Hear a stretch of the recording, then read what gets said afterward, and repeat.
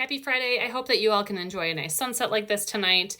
I have two things that I want to talk about with our community of cautionary tales, things to make sure that you're aware of to keep your children, yourself, your families safe.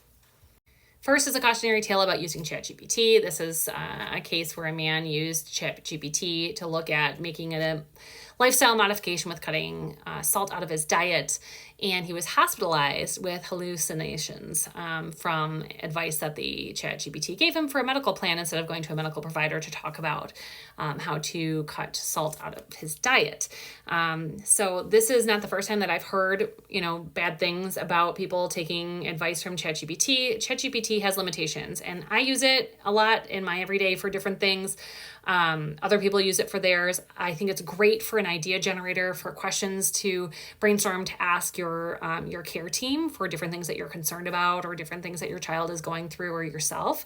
It has limitations though. If you ask for citations a lot of times, and I've chased back citations that I have asked for my own use or I have had people share with me, and there have been, I would say, probably a 50 to 65% rate of completely bogus non-existent citations that it cobbles together from different places on the internet.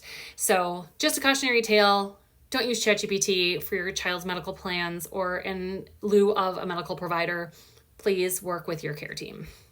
Next is the issue of supplements. Supplement discussions in the medical world, medical parenting are prevalent, especially in neurology. I think a lot of people are looking for all natural alternatives to pharma in many cases, and not understanding that supplements are not regulated, especially in the US.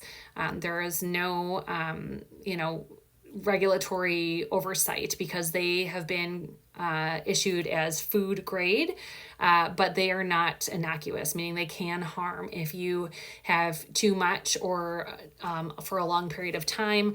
And liver injuries are on a huge uptick. So liver injuries, liver failure, a lot of people needing liver transplants because of the supplement use that they have endured. And a lot of these recommendations are coming from you've probably heard of Big Pharma. Let's talk about Big Wellness. Wellness influencers, chiropractors, all sorts of non-physician medical or care providers love to push supplements because they make a lot of money out of them. So the big wellness industry is actually 4 times as big as Big Pharma, if you want to do the research on the stats on that.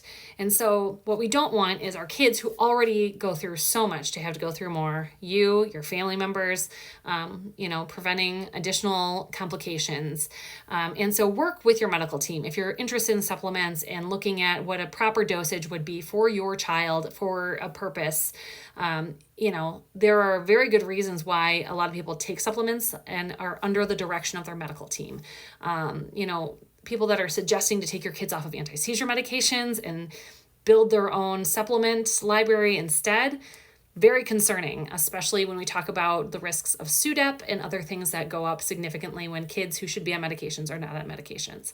So all that to say, it's complicated to make choices. Everyone's trying to do the best, but be aware that supplements are not regulated as medications are and do not have the same consistency that they are required to for medications. So marketing terms to be aware of: physician grade supplements or third-party testing, things like that really don't matter. Who's the third party? How are they testing it?